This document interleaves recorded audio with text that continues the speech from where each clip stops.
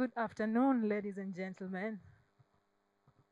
Okay, thanks for braving the day. We are coming to the last panel of the day, and a lot of entertainment awaits after this.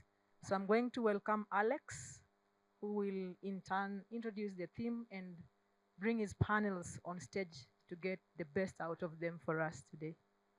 Welcome, Alex.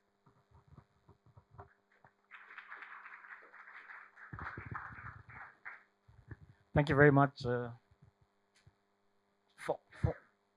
one day, yeah, I had the name a minute ago. Good afternoon, everyone. Welcome, welcome. Very quickly, we have a panel on Across the Waters, Languages and Lives of Journey, Invention and Home Choosing.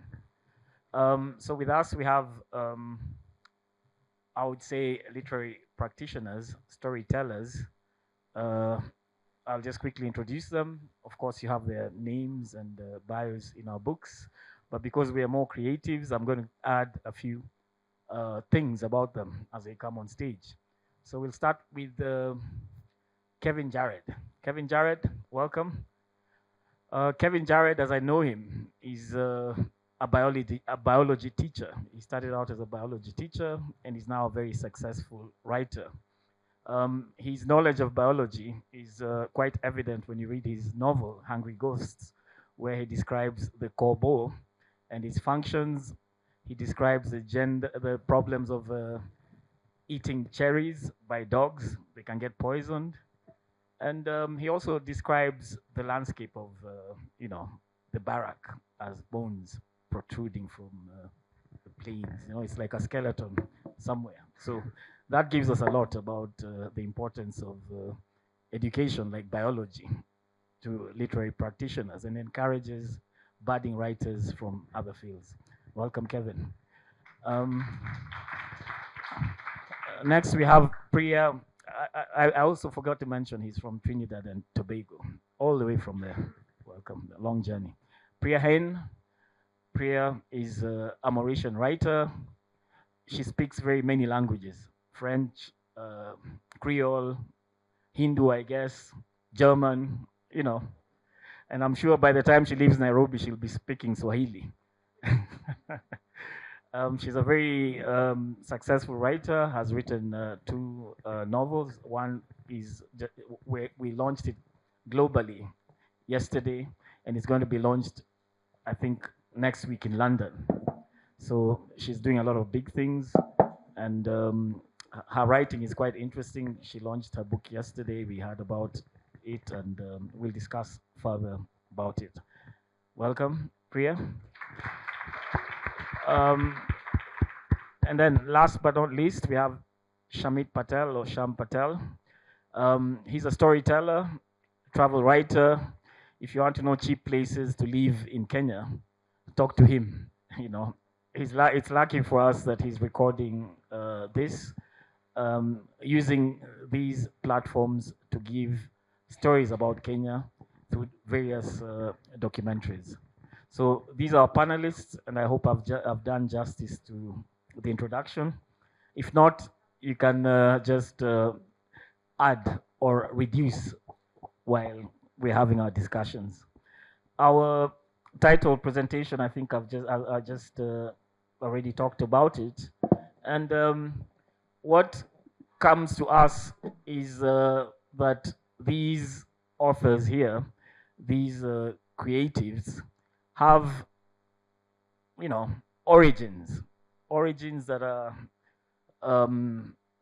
South Asian. It may not be in this generation, but it is something that arises from preceding generations, and this comes out in their writing. And if I'm not going to read, I'm not going to repeat what was brought out in the blurb or in the description of this theme of this panel, but I will allow us to discuss it as we go on. So I will just use this to ask them the first question. And my first question to each of our panelists is how do you place yourself in terms of being Trinidadian, in terms of being Mauritian, in terms of being Kenyan, in terms of your craft? I'm going to give you, room to expand on this. I hope it makes sense. Thank you and welcome. We'll start with Kevin. To be Trinidadian, there's a news story that comes to mind. Curtain shopping. And she said, can I get that curtain? Can I buy that curtain from you? Person was like, okay. So she put it over her shoulders and she said, I have a shawl. It's really just a curtain, a house curtain for a window. She put it on. She said, I have a shawl, and it covered her shoulders. And the guard was like, okay, you can go in.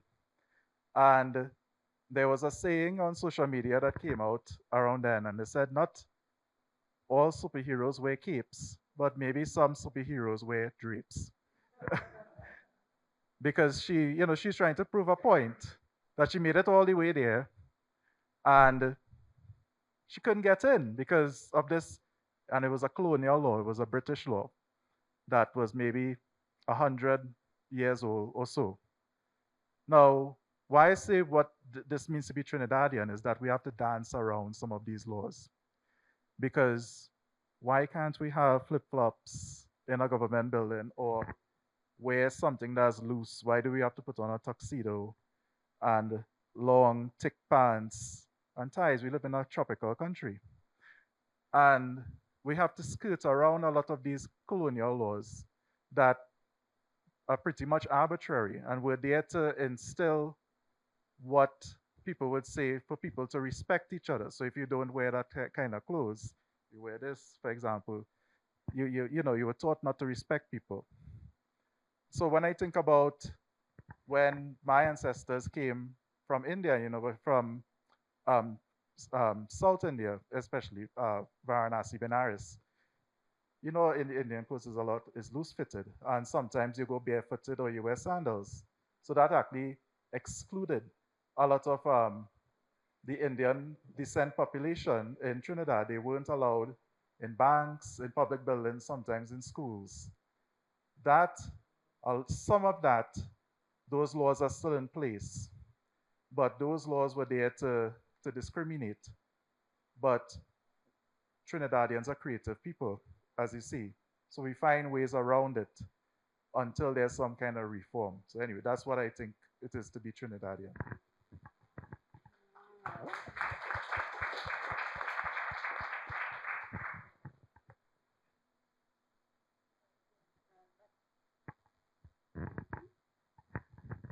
I think it is now, yeah.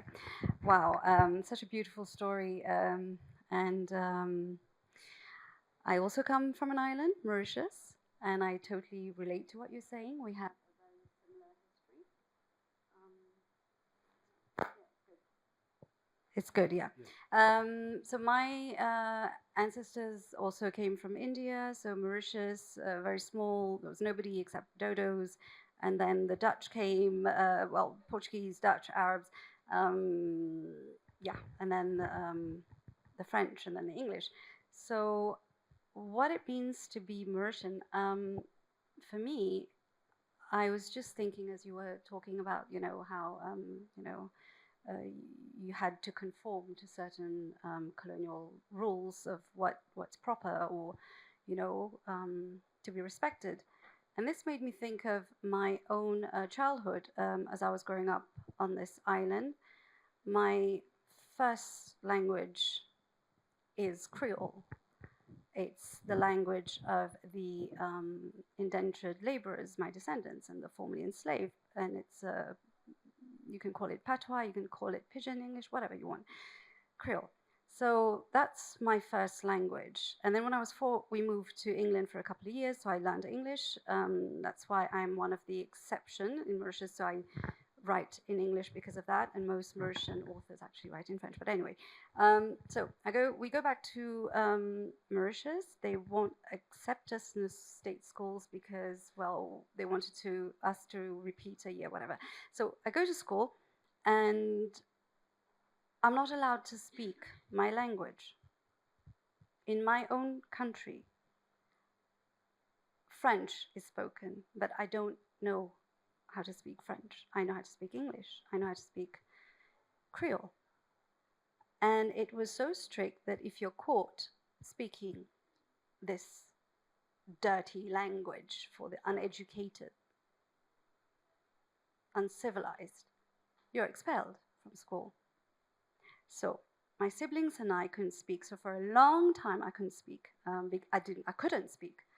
So if I needed to communicate with my siblings, we would go at the back. I explained this story yesterday already. Sorry if I'm boring those of you who were here. But just to make a point, we would hide at the back of the school and actually whisper a few words in Creole because we were scared. We were scared. So that's the feeling that I had as a child. I had to hide my language, but does not also mean hiding my identity. Does not mean, is not a way of saying you don't exist.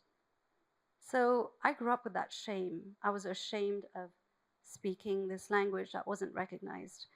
Yeah, so I have a love-hate relationship with French because it was imposed on me. But back to being Mauritian, so finally, this beautiful language that I did not learn to write or read because it wasn't taught. It's now taught in schools. Only about 10 years ago, I think they started standardizing it, so I'm learning how to do this. But this is my idea of being Mauritian. You know, this beautiful language that came from all these different languages and mixed and made into our own.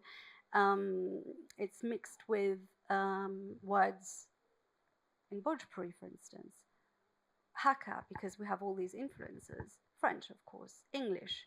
So when I speak Creole, in one sentence, I could be using so many so many words, and that's, for me, being Mauritian. That's what I can think of right now. But if you ask me the same question again tomorrow, I might have a different answer. But this is just following up from what you were saying about school. And that's in a nutshell. I could go on, but I'll stop here. Thanks for that. What it feels like, what it means to be Kenyan right now, I think more than anything, and this is for the Kenyans in the room, I think it's, at this point, there's a lot of anger, there's a lot of rebellion. Yeah. That's what we're going through at this point. And we're fighting, you know, battles, the same battles that you guys fight a world away, against people who want to impose something else upon the masses. There's a lot of frustration being a Kenyan right now. There's a lot of that you can't really do much. You protest, you fight, you speak about it through your art, you speak about it through your writing, your films, but nothing seems to be moving forward. And that's what it feels like to be Kenyan right now.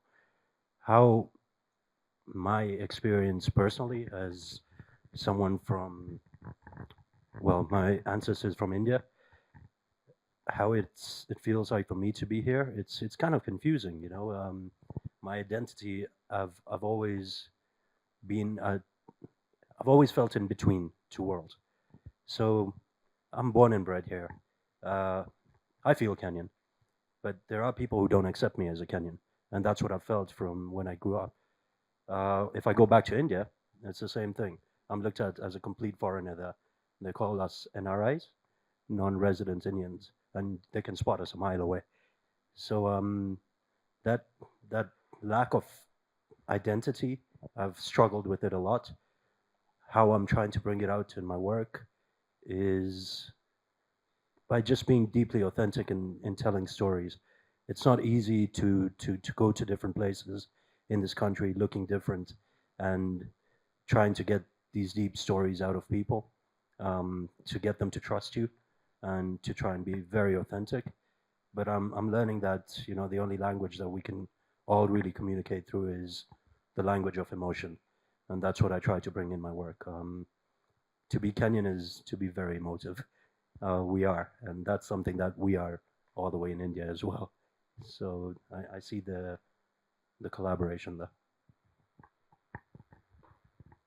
Okay. Thank you very much. Very interesting responses. Kevin, your response reminds me of the work of V.S. Naipaul.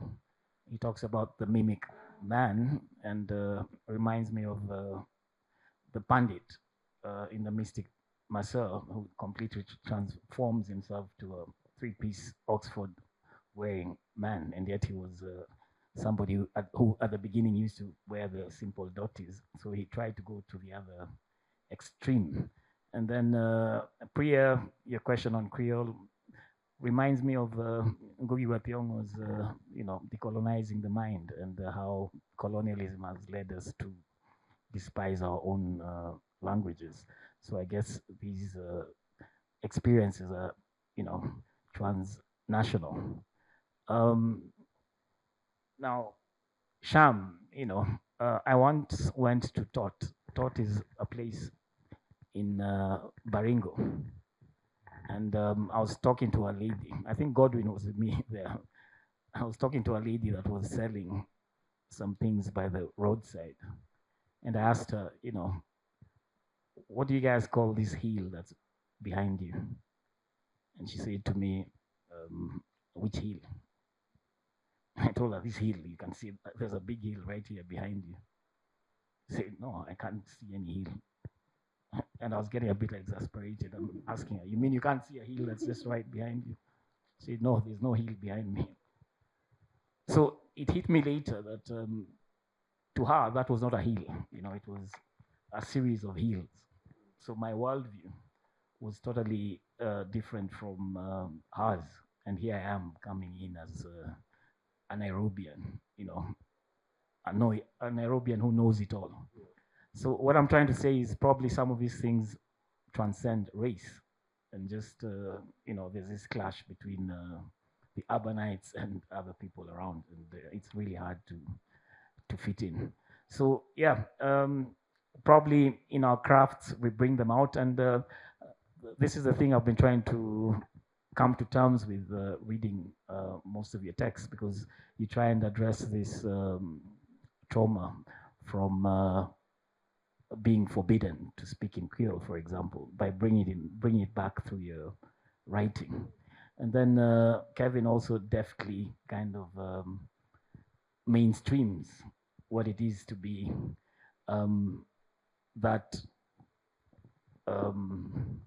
the person who is not allowed into these buildings, by explaining their lives and focusing fully on them rather than the cosmopolitans. So probably this comes out deftly through your art. But I'd like to explore this further and ask that you expound. You expound on these things by kind of telling us about the relationship between these imaginative works that you bring out, and in the case of Sham, your documentary and the work you do out there, and the weight of history, the weight of history from the past to the present. How do you tackle that relationship in your craft? I hope it makes sense as a question. I will make sense of it. When you're speaking, think about something that people say in Trinidad, because the population of Trinidad is about 40% African descent, 40% Indian descent. That includes Hindus and Muslims. Maybe 10% would be other Asians like Chinese, and there would be some Middle Eastern, mainly Syrians, and most recently Venezuelan migrants. So there's a lot of us that are together, and something that people say is that anyone who was brought to Trinidad, mainly against their will, they never were expected to form a civilization. They were never expected to get together. And that's something that I always say in one of these panels. And you really have to think about that. Because by the time the Dutch, the British, the Spanish, all of them made their exit, we were just left with ourselves. But you still had the laws, and you still had people who loved the Queen, and you still had people who loved those laws, and people who believed that we need to keep those laws to make the country into something great. I know Nelly said the American thing there, right? But I was thinking back to what Priya was saying about how you had to go to the back of the school and whisper these words. And sometimes when you have the weight of this history bearing down on you, there's this term that and it's a song as well. If you are interested in any type of Caribbean music whatsoever, it does not be Trinidadian. There's a song by a Calypsonian called Brother Marvin that's called Jahaji Bai. And Jahaji Bai is Hindi for brotherhood on the boat. And they said all of us came on a boat, one way or the other. And then we were left there to fend for ourselves. But we have to be brothers. We can't fight. We can't it makes no sense to be racist. It makes no sense to discriminate against religion because all of us are on this island. And there's something Karen Lord said yesterday on this very stage. I thought was interesting. When you live on an island, especially one as small in the Caribbean, where you drive, if you drive just 2 hours, you see the beach in any direction. You see the horizon and the shores. That is, I mean, the beach is a beautiful thing. But she said you realize there's no escape. And a lot of like I was thinking about this during COVID, and all the other countries were getting vaccines, and it was like, no vaccines for Trinidad. They're in the back of the line. I was like, oh no, the American embassy is getting the vaccines. And everybody was now fighting and scrambling for these vaccines, these COVID vaccines. And then China came and said, here's 500,000 vaccines, but give us a little piece of the port. Give us a little piece of the seaport so we could ship stuff there. So we have to realize that we have to, when I say Chinese, I mean Chinese from China, not in Trinidad, right? And because we are being played against each other. And we could be manipulated very easily if we are divided. So we always have to think about that. And those laws were meant to divide. They were meant to create rankings and tiers of people. And what Priya said about you have to practice paradise. And I'll just, I know I've been doing this a lot lately, but this is why I'll quote a poem from a Trinidadian, Roger Robinson, and he said, when I think about paradise, I think about my grandmother telling me to carry paradise in my pocket, concealed on my person, away from everyone. That way, they can't steal it from you, she say. And if you find your daily life sustained with stresses, find an empty room in a hovel, hostel, or hotel, and find a lamp and empty paradise onto the desk. And shine the light on it like the fresh hope of morning. And stare at paradise until you fall asleep. And this paradise could be a memento, it could be a mother's photograph, it could be a poem, it could be a song, it could be art, it could be whispers in the back of a school. And that's how we have to, that's what binds us. Because Trinidad is a very creative, they say Trinidad only has 1.5 million people, but there's so much songs, there's so much art, there's so much books that come out, so they're like, what, everybody there's a writer or what? But that's what we have to do.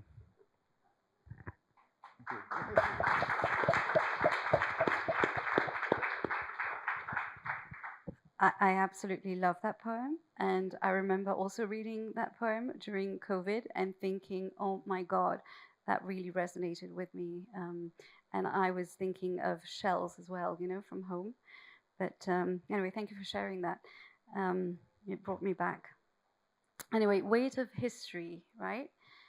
When I think of weight of history, I think of maybe the silence as well of history, especially the silence of women on the island. These people were brought over from all these different places, and in my case, they were not able to read or write. So how do you record this? I mean, already the language was not supposed to be official until recently.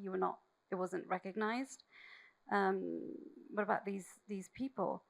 So that's what I try to do in my writing. We were talking about craft earlier on. The silences, and how do you do that? These women, they were often, I mean, especially in my first book, Riambel, so it's in fragments.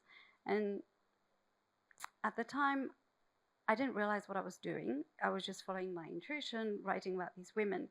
And then I was thinking, these women who have been tortured, abused in so many ways, they were suffering from trauma, because there's this issue of intergenerational trauma. We still see the consequences. We live with the remnants of colonialism.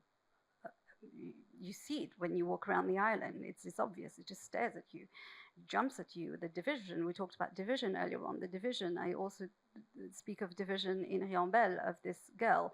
There's this road that divides the big people, she calls them, Grand Zimoun, big people, and the small people, the little people.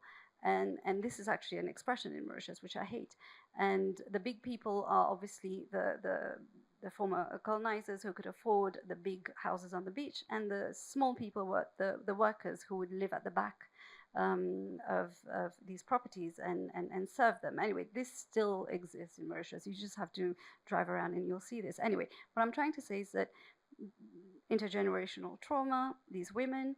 So I started writing in fragments, just a few lines, a few words, big, long pages that are empty, blank, white spaces. And it's done because it's deliberate. What happened? What does this blank page mean? You know? What are we not saying? What hasn't been said? Just here, you know, there's a page. So fragments, because these women were so traumatized, and even now with the intergenerational trauma, that they could only think in fragments. And also because we don't know everything. We just know these bits and pieces that we're trying to understand. Even today, there's so much that's not being recorded. So yeah, so that's what I want to say. Silence of history, fragments, intergenerational trauma, herstory, and the importance of that, and having, and not knowing, and just having to rely on grandmas, mothers, and what's been passed down, because like I said, my people couldn't read or write. And yeah, that's another thing that we should be asking about these silences, because we're very conveniently forget. We suffer from amnesia when it's you know, suits us, and not just then, now. It's happening again. It's really interesting what you're saying. I think the same kind of phenomenon happens over here, where a lot of our history is, you know, has been erased. It's been changed, and it's been fit into a different narrative from colonial times, and it's you can't know where you're going until you know your past, right? It's kind of basic, and yet we ignore it. We ignore it completely. And as I see it, you know, so I'm a documentarist, and I go out there telling stories of you know, different tribes and different places, trying to learn their histories, and more often than not, the younger people are completely oblivious to their old gods, to their mythologies, to where they come from, and the only real source of that information is grandmothers, the old people, grandfathers, grandmothers, and it's almost becoming like a responsibility to document as much of old people speaking as possible. It would be a dream come true if we could just go around this country talking to various tribes, various old people from different tribes, and somehow creating an archive of indigenous knowledge so that it's there. Because right now the alternative is something else, and it's not ours. It doesn't belong to us. We lose our identity completely if we don't look into our history, and I feel like that's the biggest weight that's been on a lot of people here. They don't know. People don't know where they're going because the history has been altered. Um, it's fitting a different narrative that's not our own. And once you lose your identity, it's easy to uh, fill that gap with something else, something foreign. So yeah, that's what I think about Yeah, thank you very much for those responses. Kevin, your recital was very nice. It reminds me of Claude McKay's The Harlem Dancer. The beauty of the Caribbean and the fact that people have to leave it, but continuously dream about that return. It's a kind of a paradox. And then, yeah, her story and writing in fragments, I think we're going to come back. And the intergenerational trauma, I think we'll come back and hopefully we'll have time because I see that reflected a lot in both of your texts. I just want to ask Sham very quickly. I think you expressed this mood of being in a sense of a transition, whereby you have to make a living, but there are things that you have to do. I'm reminded of the time Ngugi wa Thiong'o, having written his trilogy, took a lot of time to publish because he was asking himself, how do I write a socialist novel? How do I write about my people? How do I express their views? And it took him about 6-7 years to write another novel. So I think from talking to you, I felt that you're in that kind of transitional phase. I don't know whether you can tell us a bit about it. Yeah, I mean, till now we've been doing documentaries for different organizations that bring us on board to tell stories about their narratives, but more often than not, it gets your voice gets more diluted. I think I was just having a conversation with everyone before this about how you lose your identity even in your work because of edits from the client rather than from yourself. So your story, the story of the person, of your subject, disappears into something else completely. Until you become independent, completely independent, and tell your own stories the way you want to, the narrative is always going to be shifted by clients. You got to eat though. So for those 6-7 years, I don't know how he was eating, but I feel this with so many filmmakers here, that this frustration that builds up by doing other people's work rather than your own, and that's one of the hardest things to ever do, especially to dull down your creativity, to dull down your identity and story for other people's work or for a specific audience, rather than just to do it from your heart.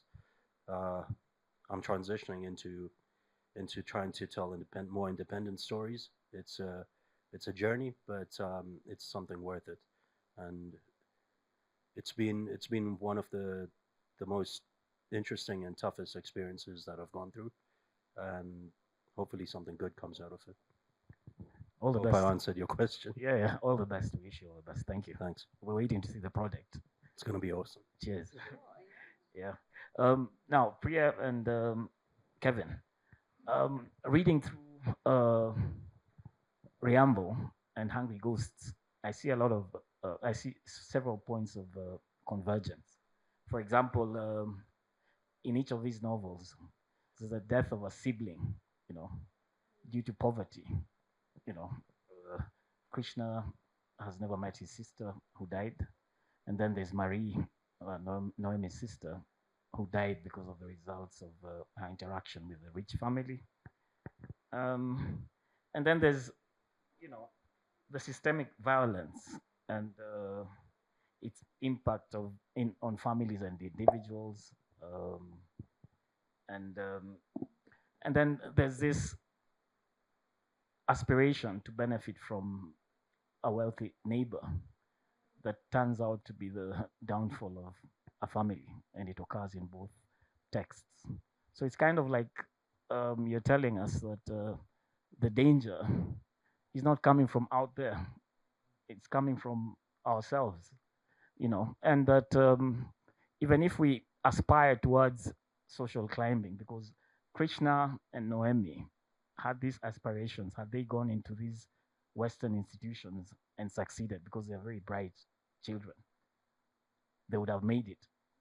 But they fail because of the fact that, you know, circumstances that arise from their interactions with the same rich people that they aspire towards kind of hamper their development.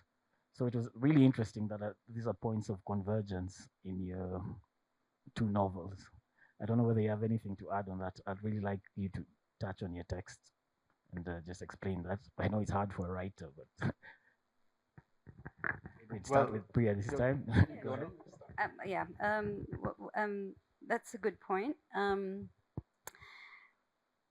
Marie dies in the book. You said because of her own making, maybe in a sense. The fact that she's fired. I know, and Noemi and their aspirations. The way I see it is, or one way of seeing it is that I think that the system failed them. Because they were neglected. They could have aided Marie and Noemi, not just Marie. So, and yes, there were consequences because of their interactions with the rich family, but there was also that exploitation from the rich family, because in Noemi's case, she could have easily not have fallen into the trap that she had fallen into, and she was a minor at the time, and she had an interaction with an adult, so a white male who took advantage of her. So, you know, you think,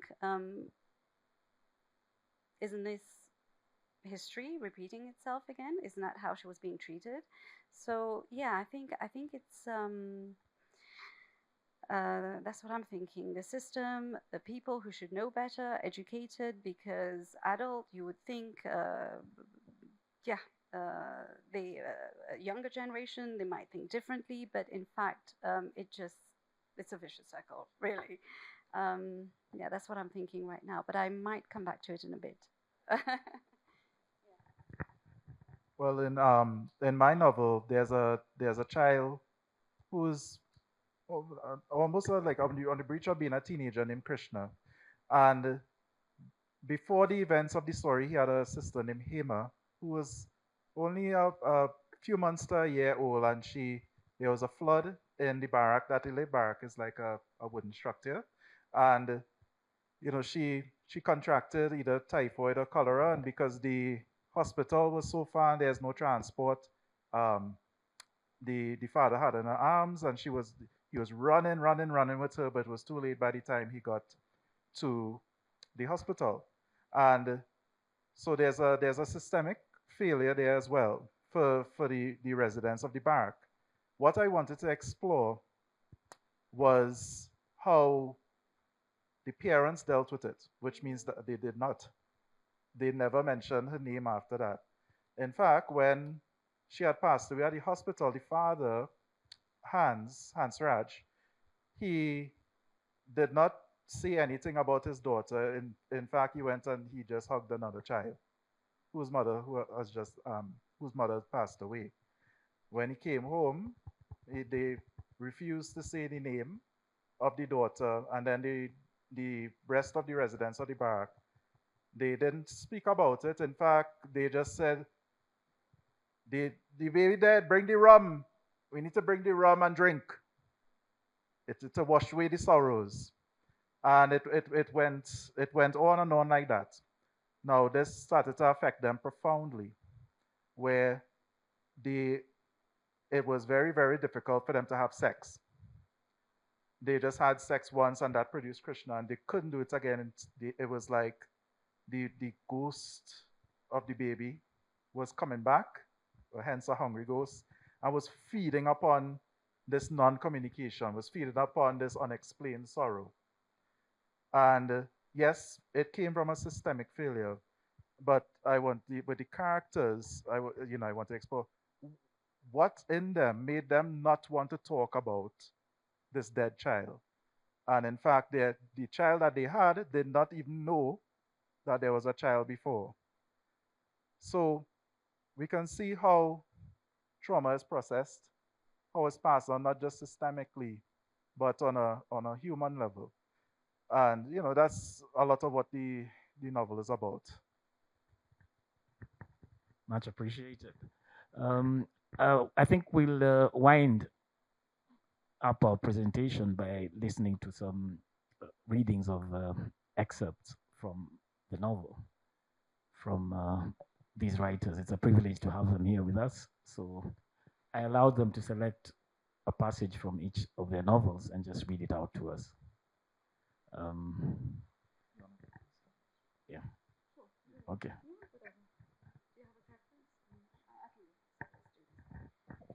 Okay.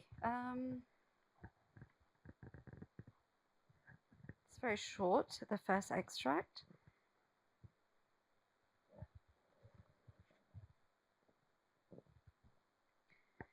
I'm the great-granddaughter of plantation rape.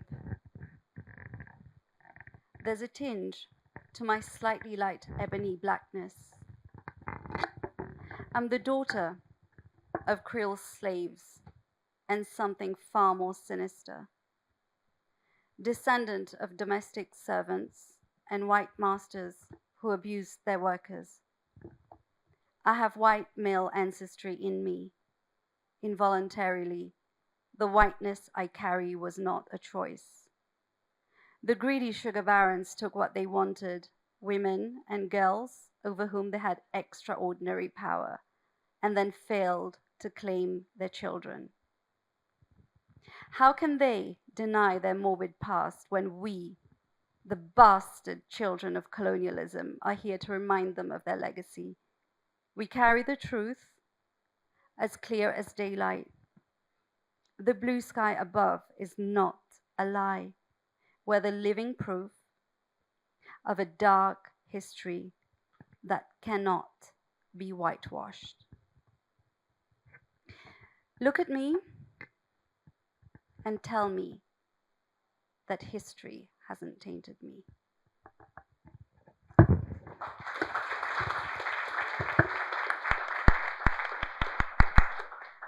I can stop here. Or do you want me to carry on? I can do another one. Or yeah, thanks.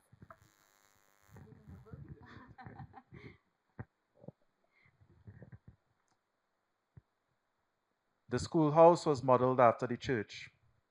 Krishna was the only child in the barrack enrolled there, despised it. They cut his hair.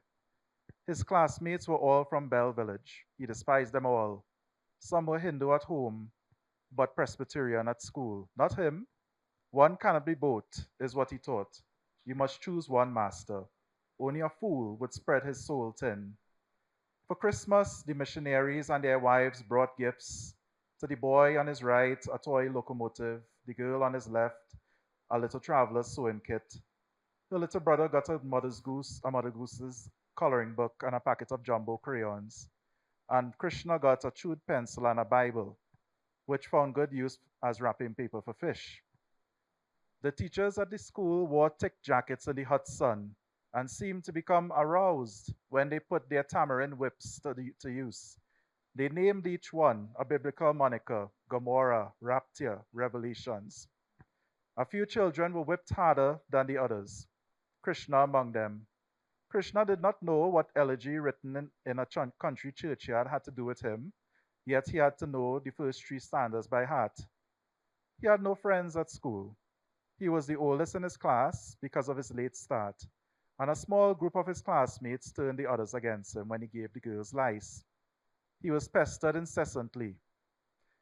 They spread the word that he still lived in a barrack because his grandpa loved rum more than his own children, because nobody in his family could spell their own names, because none of them could add without using their fingers. They told the class that Krishna drank the same pond water that the goats squatted in, that spiders nested in his food, and cockroaches crawled into his nose at night, that he stank of his father's semen, because his father would take his mother in front of him, and that he would daydream of joining in. It was hard for Krishna to hear things like that, because some of them were true. After school one evening, those same boys from his class kicked him and took turns spitting on his head. It had not been the first time, but this time he would no longer stand for it. He had the bold blood of his companions running through him. Something had gotten into him since, the promise of a blood oath. Enough was enough, and later that evening, while his classmates bathed in the river, he and his companions put dog shit in their shoes. Things escalated from there. They hurled rocks at each other. They skirmished, fists to cheeks, hands to throats. They fought like they had been rivals since the start of time. And Krishna enlisted his cousin Tarak to get revenge. A tall boy made him taller as he kept his long hair bundled high and bristly like the crown of a pineapple. And the cousin was thin, but a diet of dashin and curd had lined his body with a tight fibrousness. Krishna was 1 year younger, but Tarak admired him like an elder sibling. Together, they spiked the bully's water with globe salts and exploded their bowels. And then they put scorpions in the latrine. And inevitably, someone got stung and went into anaphylactic shock. Krishna wanted the school to know it was him. The poor boy could have died, was all the Sahib schoolmaster had to say to Krishna after being told about the bullying. And even though Krishna's father got on his knees and begged for Krishna not to be suspended, he had to repeat the standard in September. Krishna's mother crafted a mala from exora flowers, lit a wick in a diya, and circled it over him 3 times while chanting a holy mantra. I made him wear an aranjanam string around his waist for a week in case the boy's mother paid a demon to put a hex on him. Krishna ate dinner by flambeau light. The egrets flew overhead. When the toads quieted, the world outside vanished. As he drifted off, he reminded himself, don't let the dreams fool you. This is your place in this world, and there's no other world out there but this one. There's no other body than the ones the gods have paired you with, and there's no other life but the one to which you are bound. Thank you.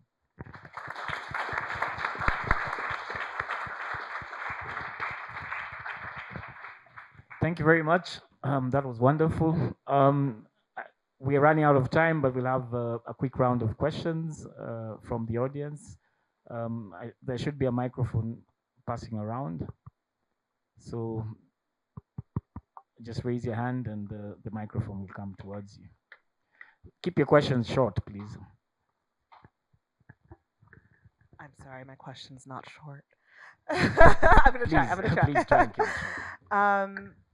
I'm just asking, like, is there kind of a facet of the history and present relations, depending on which context you're from, and I have to admit I'm not so familiar with Mauritius per se, of relations between like the South Asian and ethnically Black population that you feel needs confrontation and reconciliation that's potentially possible through art in order to achieve this idea of oneness? We can say that there shouldn't be this separateness, that it's the Europeans that created this division, but we're still left with it post-independence, and there's still present-day ramifications of it when it comes to economic power, when it comes to potential for upward mobility. That still remains.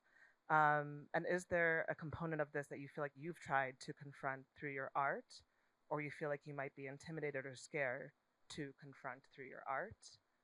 And just referencing a cartoon that Sapiro showed earlier in the presentation that Sapiro and Godot gave, it's kind of a blank image with the words written, list of, the white South Africans that have not benefited from apartheid, and that list is blank. And that is, for I think many countries where there's a South Asian and Black population, also the reality of the South Asian population. That despite, yes, this maybe lack of acceptance of being from that country, that there is still a benefit that the Europeans put in place for that you're still benefiting from presently, that maybe can be addressed through art and through creativity and through acknowledging our histories and our trauma.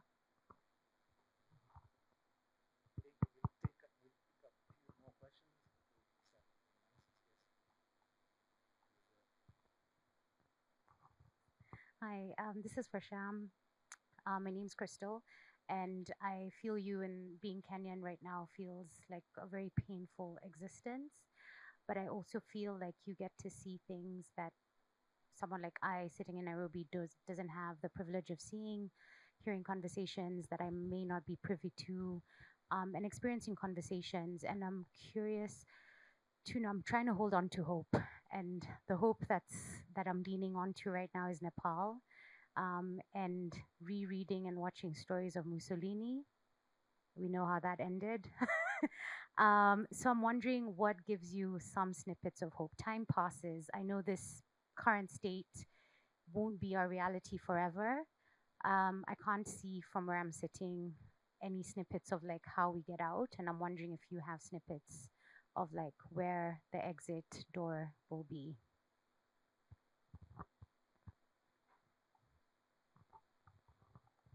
Hi. So my question would cut across the panel. So you raised a point about how sometimes you struggle with identity when you travel to India or you come back to Kenya or whatever other place you go. And so, but in that context, how are you able to kind of build your own identity? There's an identity you have for yourself within you, that how you would like to identify, which is, I'd say, sort of like hybrid, because then I also kind of relate with you in that manner. But now for Kenya, Mauritius, and Trinidad, like how are you able to build your own personal history from the fact that now you rise from kind of both origins, where you've shared a very significant part of your life or history in Kenya on whatever respective countries you're from, but you know that your roots are from a certain other country or some other part of the world. So how do you live that personal history of yours, build your history in that manner, but at the same time stay connected to your roots and also build your identity in public, in the community? Okay, one more question.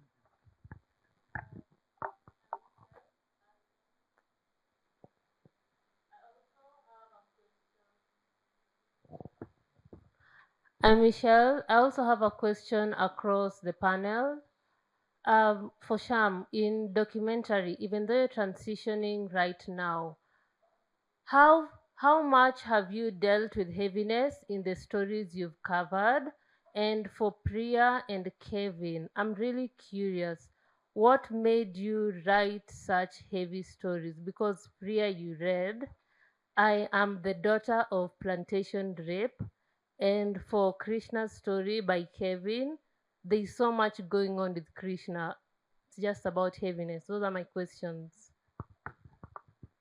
Okay, thank you. I think we'll respond to these questions. We'll try and save time by, some were asked of the panelists, so we'll try and pick one each. Sham, you're unfortunate enough to have two to answer. I'm happy to start with the first question. No, it's okay. At least I'll try and answer very briefly because I don't want to. You said, how can we use art to address these issues, right? Is there? Yes. Yeah. It doesn't matter if you don't know the Mauritian context because I think it could be anywhere. It's pretty much same issues everywhere, different, stories. So I'm just gonna quickly just give you an example. I was living in Germany for a long time, and it was around Black Lives Matter, and I was trying to make a point, and my point wasn't coming through. I was being silenced. I was being told, no, no. I was being gaslighted. No, it's in your head. Of course, it's in my head. But yeah. So my way of dealing with it was to write this book. This book came to me in 5 days and 5 nights. Fragments. First draft. And I said everything I wanted to say to the people who didn't want to listen and make a point. And that was my way of dealing with this. I couldn't speak. I felt like it. And that was my response. This took me 10 years. And almost, so it's just different. But I think as a writer, as an artist, my way is to just channel this through my writing to address these issues. Yeah, it helped me. Otherwise, I would have gone crazy. So, yeah.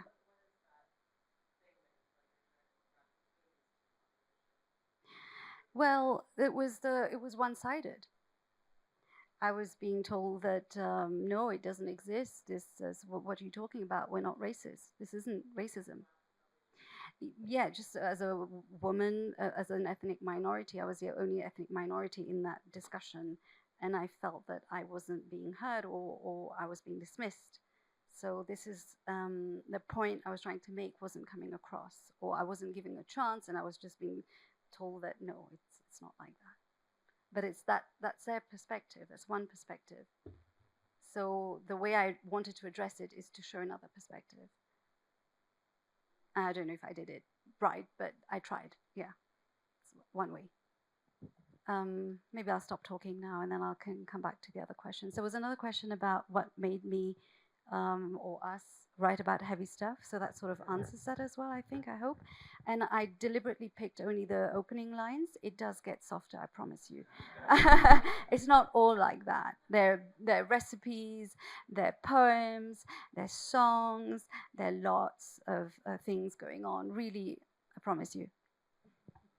Mine gets worse. I'll just touch on it briefly. Is life not heavy for you? And I'm not challenging you or anything, but what I read there was actually the village I grew up in.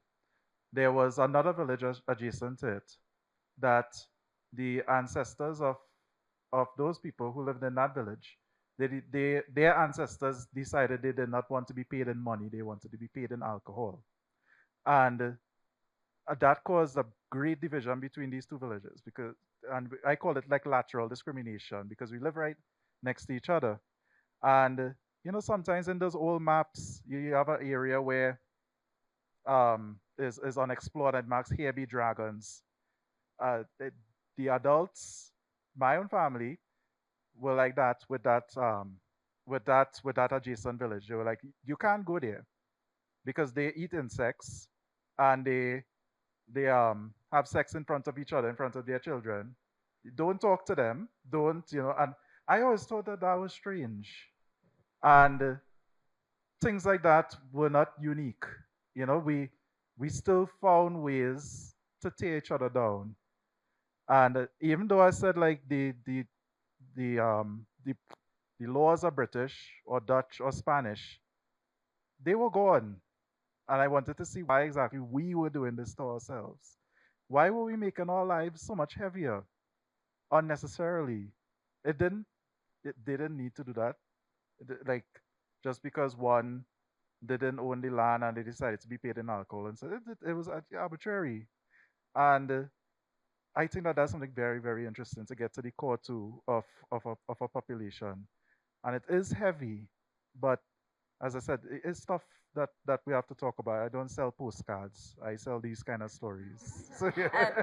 That's very nice. Can I just and I also tell the other side of the postcard because Mauritius is paradise, right? That's what we're selling to people, investors and tourists.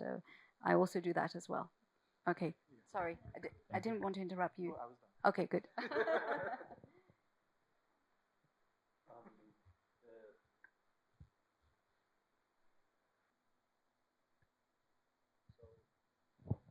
The question was about hope and how I hold on to it or how I find it. I think I've been blessed. I mean, I get to travel, I get to see places, I get to learn from people all over this country, all over this continent, through this life that I've kind of forged for myself. And most of the time, when you're in Nairobi, when you're in the city, you're inundated with stress, with heaviness, with a lot of politics hitting you all the time. From when you leave your house in the morning to when you get back, you're seeing 50 laws being broken, and then you're the one who's caught by the cops, for doing nothing. But getting out of this place, getting to meet people, sitting with people who have unique perspectives of their own on the problems that we're all facing as Kenyans, has really helped me hold on to some element of hope. And where I find it the most is in the attempt that we're trying to do something. In that attempt itself, there's a lot of hope. Artists, musicians, filmmakers, storytellers, lawyers, all these young people coming together to fight for something that they believe in. I used to protest, 10 years ago with Bonnie, a long time ago. At that point, we were 100 people on the road, and we were beaten and whooped and thrown in the back of a police car and put in cells, threatened, our lives threatened, whatnot. At that point, it felt completely hopeless. Last year, what happened when there were 10,000 people on the street? For me, that was incredible to see. Even though it's died down, though the movements are dying down, I feel like we're trying. We're forming our own identity, and we're resisting something that's not natural for us. So that's where I find my little fire. The other question was about how do I retain my identity or create my own.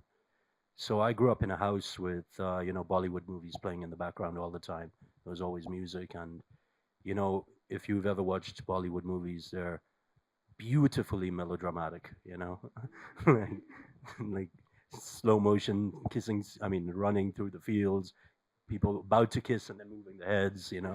All these beautiful little moments that stay in my mind, and how I bring that into now forging my identity. I get called overcomplicated a lot by the people that I work with. I tend to bring ideas that are completely out of the box, and I think it's my inherited culture, echoes of my inherited culture coming back to kind of create that fire in me to build stories with what I've seen from the past, what I've felt, and my identity or my parents' identity coming into me, and I try to bring that, I try to bleed that into my work. It's not easy. I mean, it's not easy. I think I'm still learning how to forge my own identity. Even if I go to India, people have said, if this movie stuff fails, man, I can go and be a guru over there and just speak in Swahili and make some good money, start a cult. But I think I'm still learning, and I think I'm always going to be learning, because to touch on your question as well, there are big differences between, brown and black cultures, huge. And, people say there isn't racism, and people say that there isn't division. There is division, of course there is, but it doesn't always have to be negative. We just have to understand that our cultures are different and respect them enough to, just respect them.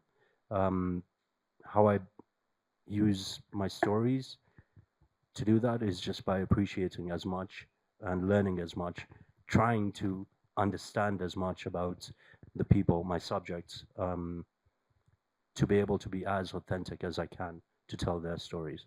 I don't know if that made sense, but yeah. I hope I answered a piece of your question as well.